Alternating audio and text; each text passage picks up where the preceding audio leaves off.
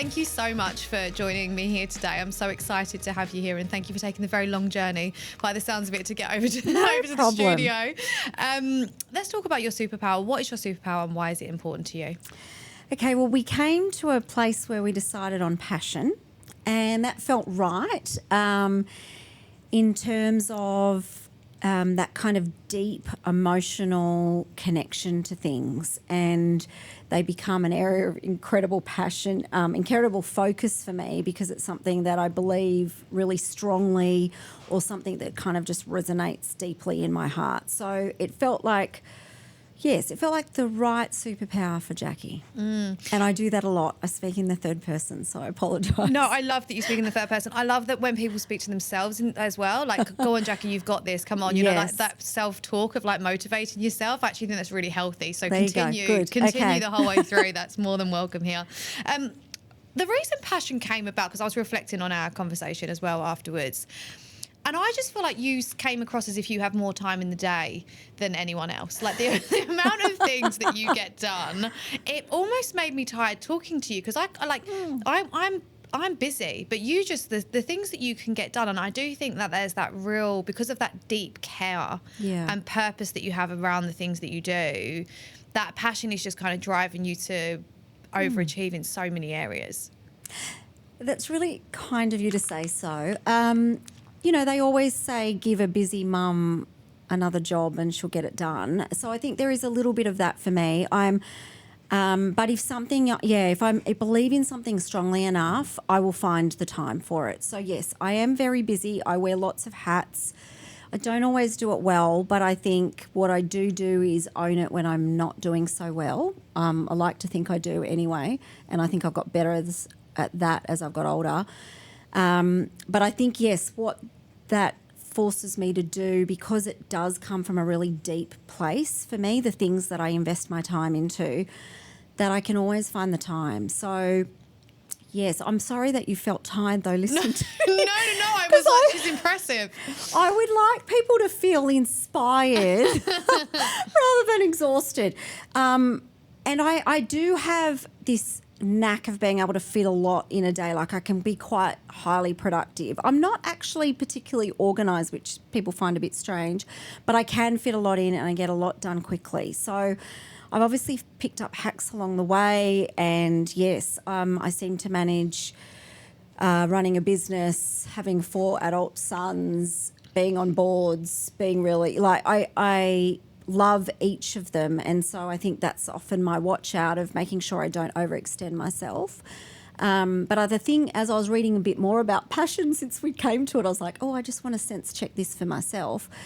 I found someone talked about it as that really deep sense of now, and so I think for me, when I'm really in something, I go really deep, I go really committed, I can persevere when things get rough because I'm all in.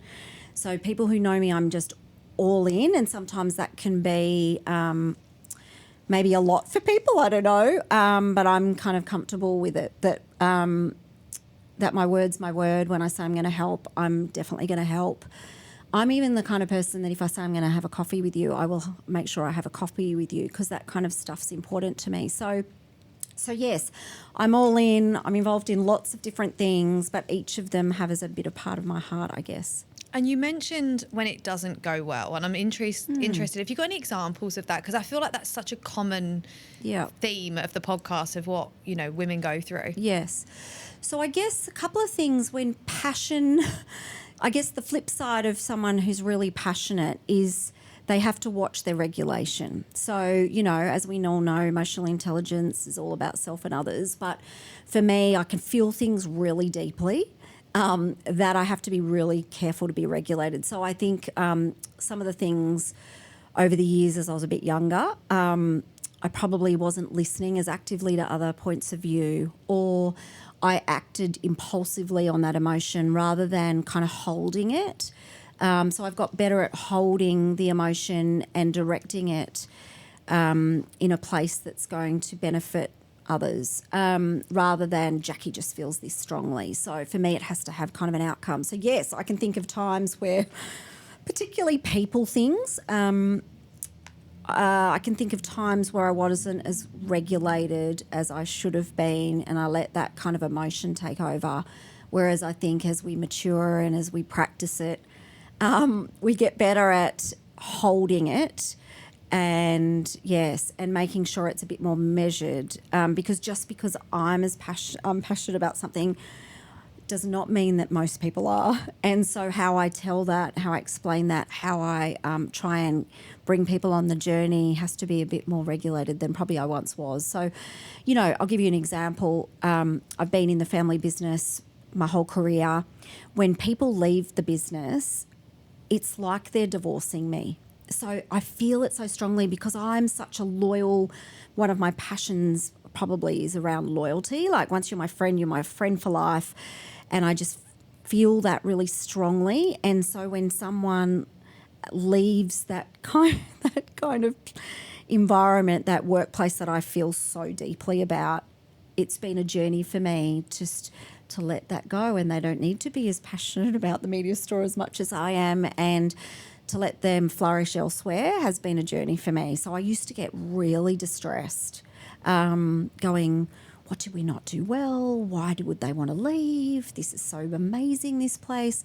So, yes, so that's probably an example where I've just learnt to go, sometimes people need to have other experiences, Jack, and it's actually not about you and it's actually not about your agency or your culture.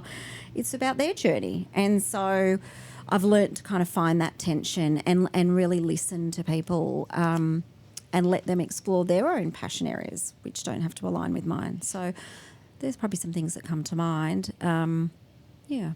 My housemate's a psychologist, and she drew this up for me on a whiteboard at one point, a very tiny whiteboard that we have in our house. And she drew 3 circles that intersected with one another. And one of them was your emotional brain, one of them's your rational brain. And when you work the two together, you find your wise brain. But in those moments of pure emotion, when we're really passionate, we can't access our rational, so we don't find our wise brain. And since she taught me that, it's been a real kind of I never react in the moment anymore around that. Like it's created some stillness around me of like, hold on a minute. I might not be able to access my own full perspective on this right now. Yes. And I think that's what you're tapping into there. Yeah. And I think there's something really nice in that being okay with saying, I'm feeling something really strongly in this moment, so I'm going to have to end the conversation, or I'm going to have to give myself permission to come back to this.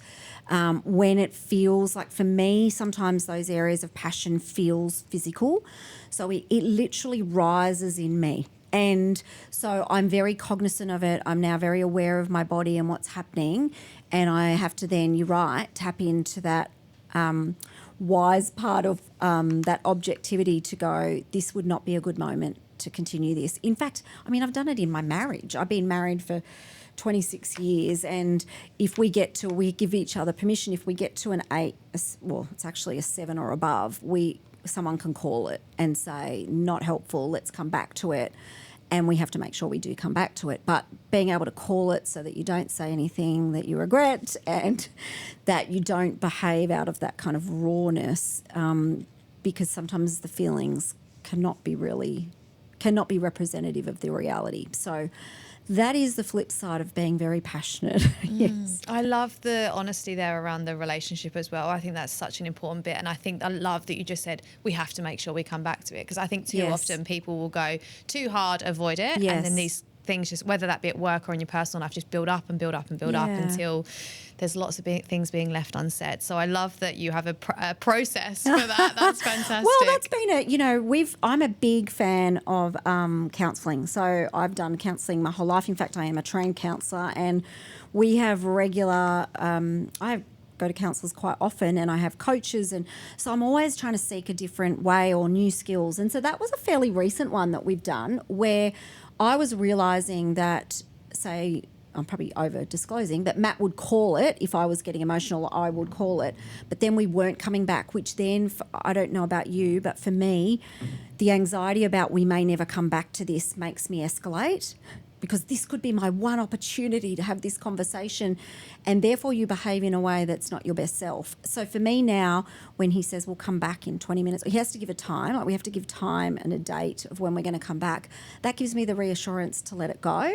But I think, yes, when you think it's going to be, this is my one shot at this, it just becomes overwhelming and all-consuming. So that's been a fairly new strategy we've put in, which has been super helpful for me, because I can get very passionate in the moment, feel very strongly about my view or what's going on. So, so try and do that, not just in my marriage, but just in all relationships where I'm giving myself permission to say, can we come back to that?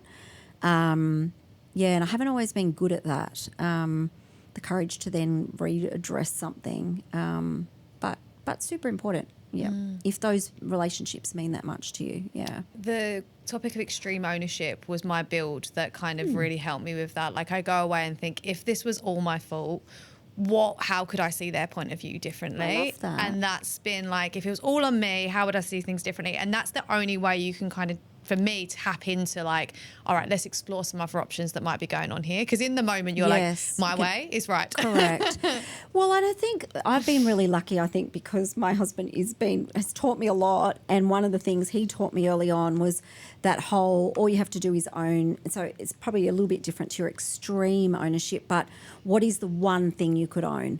So if you had to go back to that conversation or that interaction, what is one thing? Because you can't control them or control how they're going to respond or control what they're going to own, but you can control one thing. And I've even coached my team now, like if there's little conflicts in the workplace, I go, what is one thing you could go back? Because then it opens up this beautiful sense of vulnerability in the relationship, even a work relationship, where they go, actually, I could own this one thing.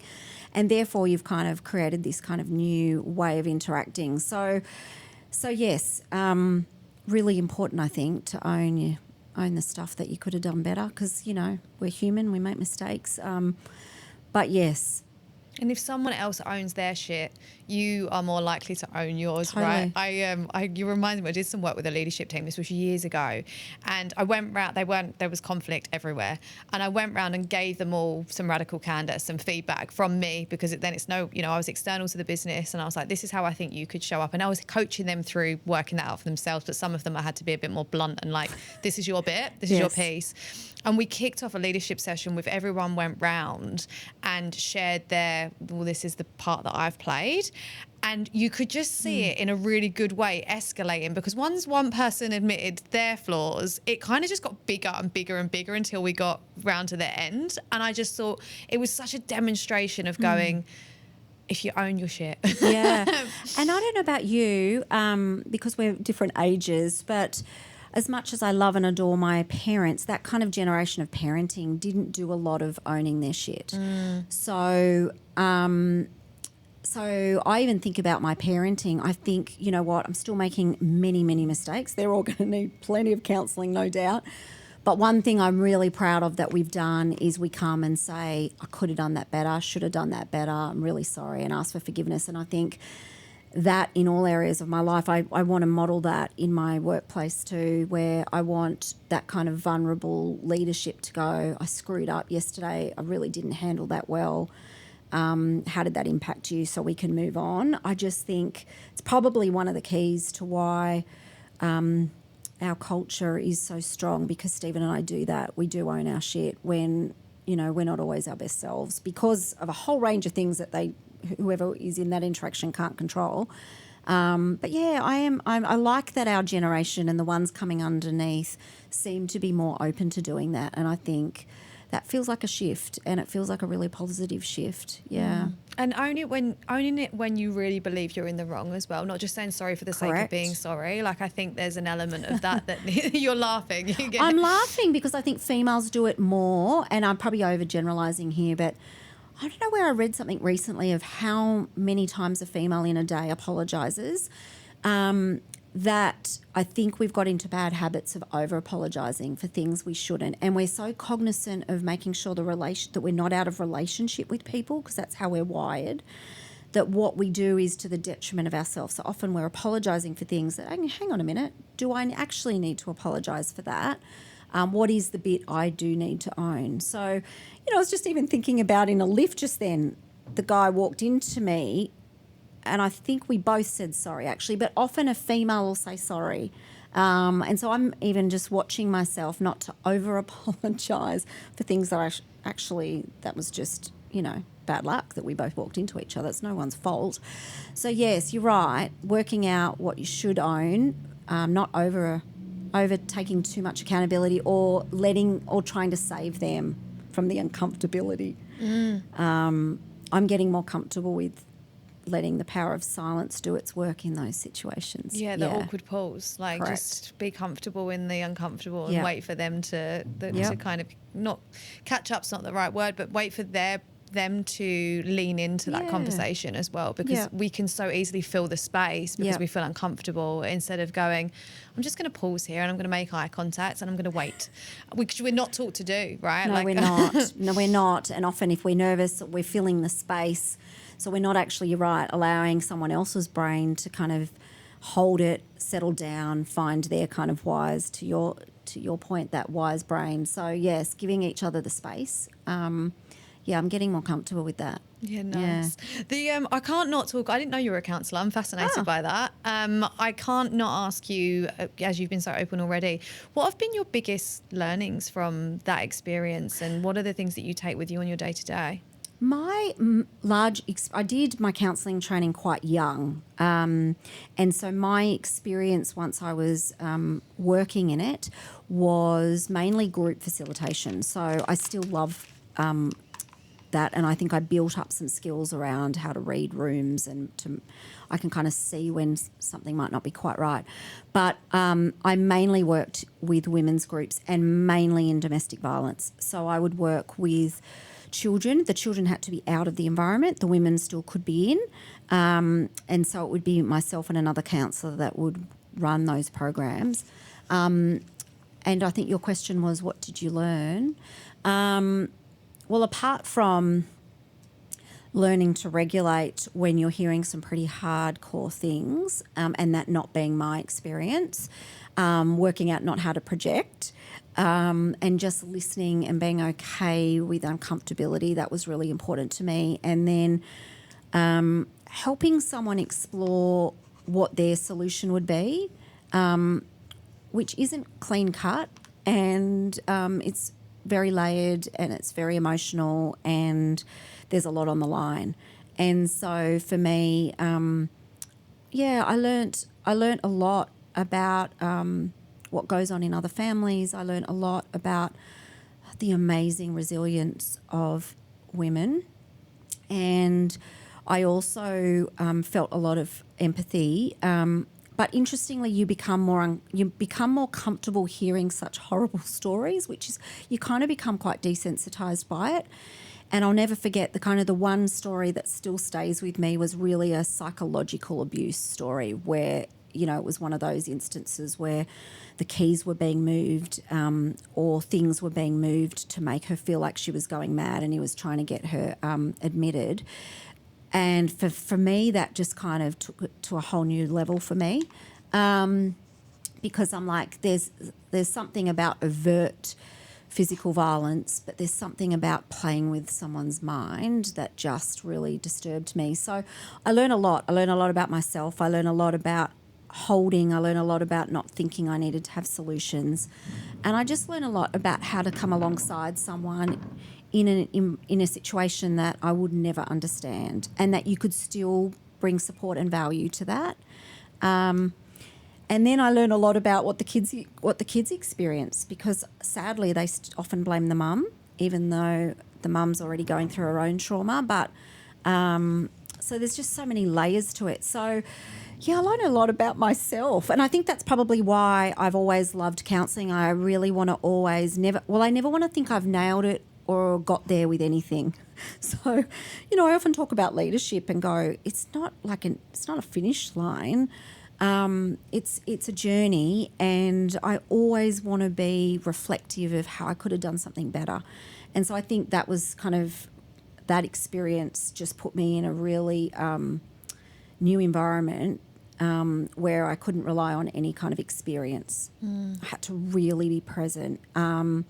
And so, yes, that became a big passion point for mine around how do we truly protect women and give them some alternatives. So, yes, so that was really where my counselling, when I was doing it, really sat. I mean, I have done some other, but, I like that ability of that community. So I would work in groups rather than one-on-one, and I saw the power of community. It's probably why it's probably led me into all these beautiful communities I can now help, because the power of doing it with someone else and doing it together. So when you're passionate about the same thing, what you can achieve together is far better than just doing your little solo passion project, if you like. So for me, it's not about finding the one thing Jacquie should do. It's about finding the things that people are passionate about. How can my passion align with that? How can I help them achieve that? So how else can I come around and support it, or give it a voice, or give it some structure, or whatever I can bring? But that's when I think things really, change can really happen. Yeah. My future life is going to be working in domestic violence. There you go. Yeah, there's that there. I know that the path that I'm going on, whether that be some charity work or whether that be my future career, I've been on the receiving end of the more psychological abuse, and I just never thought it would happen to me. You know, I was so confident. My mum always says that I was the most confident kid like ever growing up, and to lose yourself but not know you've lost yourself, and then to then work through that realization is terrifying. And I think that it's given me such a level of empathy for people that have gone through it. Yeah. And I feel like, to your point around passion, like when you've experienced something, you want in, right? You're like, what can I do to help? How can I support this? And also your experience will be so unique that, you know, how do you demystify what that looks like? And I think we've all got biases around that I think it's going to be really powerful to speak into it, because to your point, you know, if it happens to the most confident of women, it happens to the most competent of women, and it happens slowly, and it's very deliberate. And when women are in it, they have no idea what's actually happening. And then for people who are outside, you can't possibly tell someone what you're seeing, because they won't hear it that way, because the cycle is, the buyback is very real, and they'll come and they'll really feel like they've apologised, and then they'll shower you with all those things that make you feel safe and secure again. And so you go, okay, I'm back in. And it's incredibly clever in some ways. And so I'm sorry to hear that was your experience. And it's more common than we're talking about. And so it's insidious. It's it's quite scary of how far it can go. It's the brainwashing that I found most fascinating about it, how you can actually lose your own perception of reality and what's real and what's not. I think that's the bit that was most confronting to then come out the other side of and go, okay, little by little, he made me believe this or about myself. And it is little by little, which is why I think it takes women by surprise.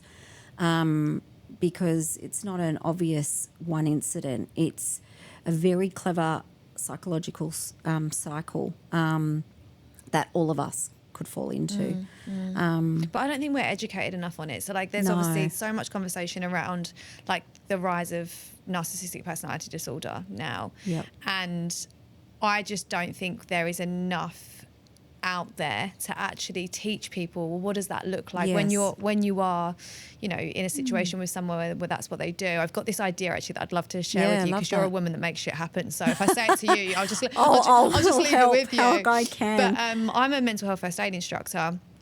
And the way that works is basically you help people to identify the signs and the symptoms, and then you teach them how to have a conversation, and then you teach them how to get professional help, right? You're not there to be a psychologist or a psychiatrist. It's just like teaching everyday humans the basics in the same way that we do physical first aid, right? You want to get them to the doctors or the hospital, but what can you do to help identify that? I want to create a similar program for like that kind of way of working. And I say way of working, you can tell I'm getting nervous as I'm talking about this, but I want to create something like that can be gifted to people so that they've just got a bit more of awareness, because it's such a hard thing to understand. And then when you search the internet, you're like in a minefield of like different things, and it's like you just need it simply broke down like a training program of like, I love that. This is what I'm looking for. I love that. And it just even, you know, like you were saying with mental first aid, it's like the signs to be watching for, because it will look different. And But there is some common things that start to happen. And so I think if women start to go, hang on a minute, there's 2 or 3 things here that are starting to just not add up. And if we can get that, particularly the younger women too, get them to go, that's actually not okay, that's actually not a sign of a healthy relationship, then we can probably start to make some changes. I love that idea. Because by the time it's become so ingrained and by the time he's fully isolated you from your entire, which is where he will end up going, your entire support system, sometimes it's too late. And I think it's very easy for people to look in and go, well, why didn't she leave, or why didn't she see it? And it's like, oh gosh, it's not that simple. It's a very long journey. She ends up having no resources. She ends up having no self-confidence. She ends up having no support network. So I love that. I love that around how we can pull that toolkit together to go, here's what you need to just start watching. Even the love bombing, right? The good bit. Well, the love bombing will happen in that cycle, and I don't think women understand it. Because they're clever enough to know they're going to tap into what your love language is. They're going to tap in, and then you genuinely think they're feeling remorse until it happens again. And so it's like, at what point do I say that's not okay? And it's interesting that whole language around love bombing has become kind of really accepted. But for me, that would be a big sign of, hang on a minute, something feels too extreme here. Something doesn't quite, add up. And teaching women to trust that intuition of, this just feels a little bit like non-authentic maybe, or I love that. I'm very happy to help you. This is what will happen. It'll be another thing I'm in. But you know what? When I was working in it, Chloe, you didn't even have to pay me to do it. And I think that's where passion lies. And it wasn't even my personal experience. But now I've tapped into other people's experiences that I'm like, we got to change this. This is not cool. And I mean, I don't even have daughters, but I watch all the young women in my circle and I'm like, I'm just going to watch them like a hawk because, once you know more, you want to do something about it, and it's a real problem. So, yes, I'm all in. You're all in. I'm all in. And it's probably where I will go one day when media's not the season I will be in. I'll probably go back to some space like that around how to make some real change in that area, because there's a lot of talk. And there's probably not as much action as there should be. And just on the point of you having boys, this happens to men and women, right? It's absolutely. not, we're talking about it because we're on a podcast about two females talking, totally. But it happens both sides. It's not, no one's kind of safe from this really, and we have to make sure that there are the right resources out there to support people, to help people help themselves as well, because it's a very confusing time for people. Yeah. We're going to switch tack slightly, but I'm actually going to stay down the counselling route. Okay. I'm sorry. No problems. Just in terms of I loved your example that you gave in terms of you and your husband and what you've personally kind of learnt from counselling and then kind of brought into your everyday life. I'm like the biggest advocate for therapy ever. I think that everyone should be in therapy. We go to the gym, we look after our bodies, we know we need to eat our fruit and vegetables, but yet generationally we didn't grow up knowing that actually we need to look after our mental health in the same way. So I'm like, I'd put everyone, if I had all the money in the world, I'd put everyone in therapy because I think everyone would live happier lives. I don't think you need to have a mental illness to be able to be in therapy. So for someone who's obviously open to talking about this stuff, what would be your key takeouts from things you've learned from your counsellor and your therapist to be able to bring to people listening? I'm a big fan of it too. And for me, I see it as a health check, just exactly like what you said. I'm assuming they won't mind me talking about because we're trying to normalise it in our family. But, 2 out of my four boys are currently in counselling, and Matt and I have just finished a health check of our marriage. So it's normal, and that's the way I have always talked about it, is just like you'd go to the GP because you need a script. If you're just not feeling like you have the tools to cope with something, or if something's just feeling a bit heavy, or you need another perspective of something, that's what I see it, as well as your community and, other adults in your life. Sometimes you just need someone to sit with you in it. I think the watch out for me, being a counsellor back in the day, is sometimes the one-on-one counselling, you do need to shop around. You need to find someone that not just validates your point of view. So that's what worries me, and the whole AI thing is incredibly concerning for me, because a good therapist will not just say, oh, that must be rough, Jacquie, and validate my experience, because I have blind spots. I'm only seeing the world through my eyes. A good therapist or good counsellor will say, challenge you and go, well, what about their perspective and what might be going on for them? So I would say that's number one. If you're shopping around, make sure that's someone that's willing to challenge you. Otherwise, it'll just keep you stuck. So the good ones I've had over the years have challenged me, have made me think about things differently, have helped me let go of things, and have helped me understand myself more. And helped me realise that not everyone is going to react the way I want them to react or react the way I would. So I've learned a lot about myself. I've loved that, and I always want to continue to do that. And I think you're right. I think the people who understand themselves more deeply and really, really, truly have that growth mindset that we all talk about should be regularly having coaches, therapy, just understanding themselves a bit more. And when you can do group stuff, that's very powerful too. I've done that a lot over the years. And so I just think understanding yourself and how others interact in the world just helps you show up for other people better. Have you got any hacks? Hacks? Any applied learnings? Oh, look, lots of applied learnings. I probably don't do them all as well as I should. But some hacks would be that I've learned over the time is just being really clear of what you can, what isn't out of your control. So I think we spend a lot of time ruminating in our own heads. And, and they say depression is when you're ruminating about the things in the past, anxiety is about the things to come. So I think just being really clear, and it was funny, I was talking to my youngest son about this, around what can you control today that's going to help you around the anxiety for the future, or feeling bad about something that happened in the past, like what can you really control?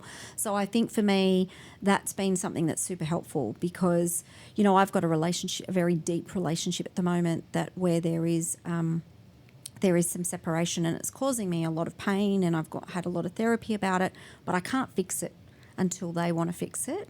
And so it's just learning to try and continually let that go. The other hack I would say is the power of actually speaking things out loud. So they say, they say that if you share a story 7 times, that the power of actually the incident already is reduced, and you've done nothing. You've changed nothing. The situation still is what it is. So that power of kind of outwardly sharing it not only probably articulates it more for yourself, but actually apparently neurologically takes the power out of it. So sometimes just finding those, your core people that you can say, I need to share this story again with you, because the more you're talking about it, the less power it can have over you. So there are probably a couple of things. I still learn. I'm still learning. I'm a big fan of the Gottmans. I don't know if you know them. They're a Jewish couple that do a lot of stuff in kind of relationships. Love some of their stuff. So I follow them, and they have some really good tips and tricks, and working out where you go when you're in conflict and how to de-escalate. Some of that stuff has been really helpful. I think it's just more understanding where you go to and how to not go there so quickly. But lots of things over the years, and still learning. That's my goal. Still learning until the day I die around how I can show up better for people, how I can show up more as my authentic self, and how I can kind of draw that out of people is really why I get up every day. I love that. Let's talk about the title of this is Limitless Passions, right? So Let's talk about some of your other passions, because I've obviously chosen the one that I like. Well, it's personal, but so yes. What would be your there's so many things. So I would think the buckets of my passion at the moment would probably be, if I talk about our industry being advertising and media, I'm obviously very passionate about Australian small businesses. I'm very passionate about the indie sector. Talk to me about that. Let's go through them one by one. First. Okay, because there's so many. Well, I grew up in an indie agency had varying experiences of that. We had a top 10 advertiser, so we didn't probably have a true experience of what an independent experienced until Stephen and I started our own entity, and then took some of the goodwill from the media store, and then lost our biggest client.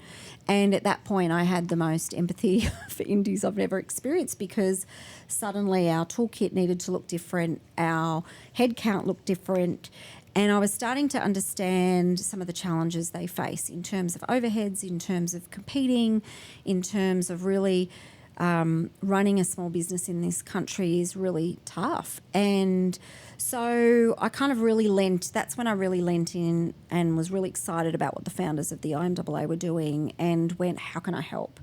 And so for me, operating expenses became a big thing for me. So I was like, how are they all affording the best tools and the industry data, and so I kind of lent into that. How could I help procure some deals that made it a bit more of an even playing field? So that's kind of where I started. And then I'm like, now let's get some data, and what can we learn from data? And then we were seeing female leaders being underrepresented, not just in indies, but across the board. How can we now find a solution to that? So for me, it was like identifying the problem, and then like, let's strategize on one thing we could do to shift the dial on each of those things. And so that probably, as I was thinking about today, that's probably defines me as someone who's different to someone else who might be passionate, is I'm really, really about walking the talk. So there is a lot of talk, and I talked about this at the Women in Media actually awards, because I just think there is too much talk and not enough action. And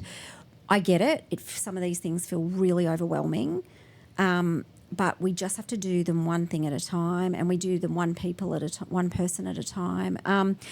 So passionate about the indies and getting them a level playing field, passionate about that I'd love to keep profits here, passionate that brands don't need to choose a big company to achieve really good results and get great client service, passionate about trying to do some of the social change in this country that I think we can own. Like, we're doing some beautiful work with some Aboriginal enterprises in the Northern Territory, and I'm just so proud of what we're doing there.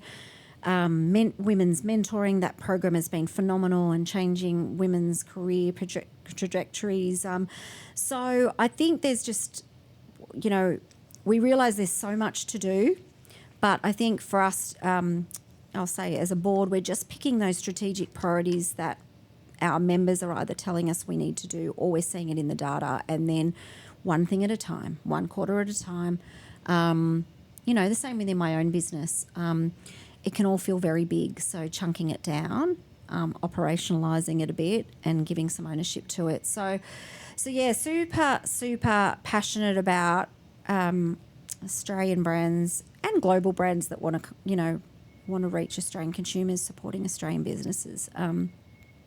So yes, that is a very big area of passion, and it's been really nice, because I think what I've discovered in all of that, countless volunteering hours that we all put in, we have found this beautiful community that I don't think I even expected.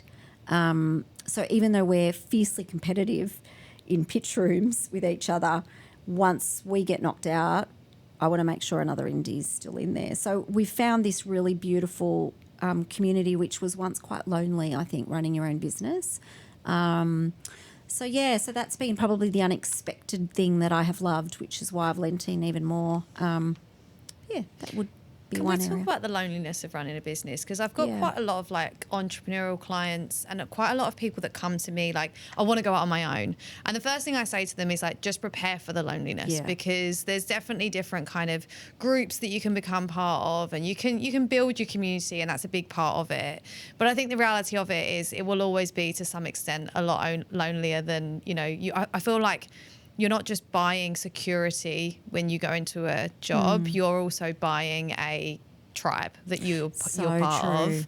And whether you're working as a solo entrepreneur or whether you're building a business, when the buck stops with you, it's lonely. It really does, and the weight of it is very real. And in no way would I ever discount leaders of other businesses because they feel that loneliness too. But there is a weight when it is your family home on the line, or the people you've employed that you're giving, that you know that you're responsible for their mortgages, that it's real. And your cash flow is real, and you pay, like it's very weighty. And I don't think I fully understood it, even though I was on the advisory board for many years in Dad's business. The weight of it feels very lonely. And I think even though, like, even in my circle of really close friends, most of them are not in my industry, so that probably creates sometimes some loneliness. But also some of them own their own businesses and some don't. But it's interesting that I've kind of had to find those people that become your community. And I'm really lucky because I have a business partner, whereas there is a lot of entrepreneurs, like you describe, that are doing it literally on their own. I've got someone I can bounce things off, and he likewise. And so that's been beautiful. And sometimes the perspectives of people outside of the industry is actually really powerful. But I think it's about finding those communities where people are going to be truthful and vulnerable. Because you can go and join little business groups and you can join all of that, but if not, no one's going to sit there and go, this sucks, or I struggled with this, or I've got this problem, how did you deal with it? Then it's not really community, and it's not really going to give you what you like. It's just going to make you feel crap when you walk out of the room and go, well, they didn't have this, you know, what am I not doing that they did? So, and I think for me, what I've decided is, particularly in my leadership role of the IMAA at the moment, how can I model that? How can I model that vulnerability? How can I model, without keeping things commercial in confidence of course, but how can I share the things that are sometimes tough, so that we can all really create that community? And I think people have really lent into that, not just because like I think we've found people that are willing to be vulnerable actually. So, yeah, it's lonely and it's quite rough. But on the flip side, I wouldn't want to do anything different because I love the freedom of it. I love that I can choose people over profit.